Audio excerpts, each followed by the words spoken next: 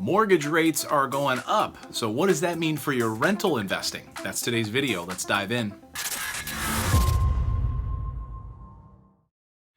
Hey everyone, I'm Clayton Morris, the founder of Morris Invest. I rehab hundreds of properties and own many dozens of them. And today we're going to talk about mortgage rates. Obviously, this is a concern as we look at what the federal government is doing and whether or not we're going to raise rates, drive them down, raise them, drive them down. What does that mean for you as an investor for your portfolio?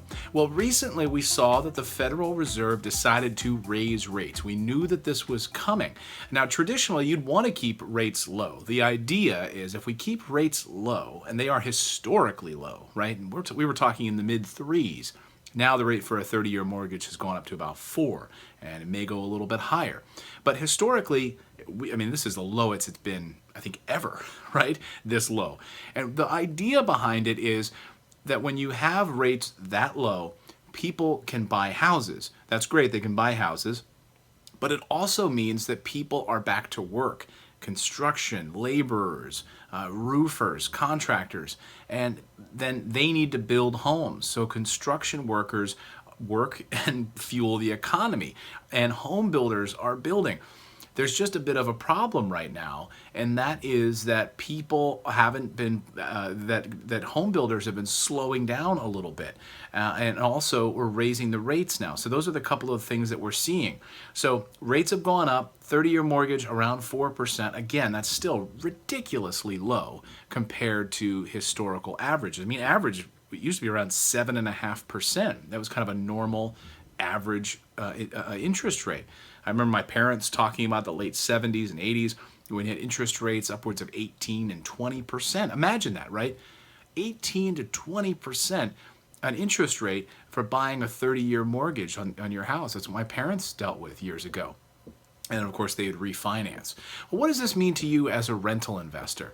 Well, it's always so important, and I think a good rule of thumb in general is to never be over leveraged. I think it's now more particularly important than ever as rates go up. Don't over leverage yourself. This is how people get hurt, and particularly when they buy properties in A neighborhoods. Now again, I've got a whole video on the difference between A, B, and C neighborhoods. You want to click on that video and watch it later, because when you buy in A neighborhoods and you have more expensive homes, those typically end up being the areas where you're going to have higher vacancy rates. Those are the people that are going to lose their jobs first in a down economy. It's those people that make a lot of money. So if they're paying $2,500 a month in rent on your $300,000 rental property, suddenly the economy tanks, you're in a bit of a problem. You're left holding a bag on a whole property that you now can't find a tenant in that property, and now maybe rates have shifted a little bit. Now you can only get $1,500 a month in rent or $2,000, so you're out a few $100 a month. You're eating that cost every month. Oof, that's tough. So don't be over leveraged in your properties. Well, what does this mean? Well, this means if you've got 10 properties and you're paying a mortgage on all of them, and suddenly the interest rates go up and you're only in a 5-year mortgage or a 10-year balloon mortgage, and you now need to refinance, and you went from a 4%, 3.5% interest rate, and now you're refinancing and interest rates go even higher to 6, 7%. Eesh. That's not good news, because now your mortgage payment goes from, $1,000 a month to $1,200 a month to $1,400 a month, depending on the interest rate. Can you afford that every month? Can you afford to have your, basically going further into debt? Or is your tenant paying enough of that? See, the key is you really want to make sure that you're getting a high ROI.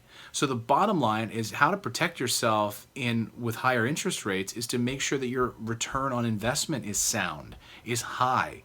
That way, if those things shift a little bit, right? If taxes go up or interest rates go up and you have to refinance, is your tenant still paying well above that and covering all of those expenses? Really, really important to make sure you're not over leveraged with your rental properties. I would say another way to protect yourself with these interest rates is to really make sure that you're not buying into these 5 and 10-year balloon mortgages, or even interest-only loans. Because what happens in 5 years, you need to refinance out, and suddenly these interest rates are just way higher. Are you going to even be able to get a mortgage on that property? You know, chances are that bank is going to come to you and they're going to do an appraisal on the property and they're going to give you a certain number. And the problem that a lot of new investors make is they're relying too much on the future and not enough on the here and now. See, I never like to play in hypotheticals, which is why I don't care much about appreciation in my rental properties. I know what they cash flow today. I paid a certain amount for them and I know what they're cash flowing now, not 5 years from now. So that was the major mistake of the last crash, was banking on this same rising. Oh, 5 years from now? Sure, everything's going to be fine. We're going to coast along for a few years. Well, we know exactly what happened, right? Is that it didn't, and home values plummeted because people couldn't afford to pay their mortgages anymore. They lost their jobs, all of these fake mortgages that were tied to people that didn't have any jobs, didn't have any income, and they were still able to get mortgages. The whole thing collapsed. So the bottom line, the way to protect yourself as these rates go up, as a rental investor, any smart investor will say, number one, if you can pay cash, do it. Not have any leverage at all. That's the way that I do it. I try to pay cash anytime that I can. So owning that property outright.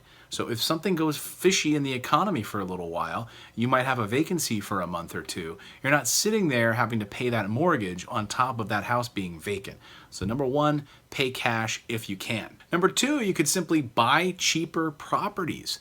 You know, if you're stuck in the mindset that you want to be spending $150,000 to $200,000 on a single family home, this may be the time for you to reassess your thought patterns on that. Check out my video where I talk about why I personally like to purchase around the $40,000, $50,000 range for my properties. It's exactly for this very reason, that I'm not over leveraged. I'm not worried really about a huge increase in my equity, and I'm also not worried about appreciation for some weird far off in the future plan. No, I'm only concerned with the here and now and how much my properties are cash flowing today.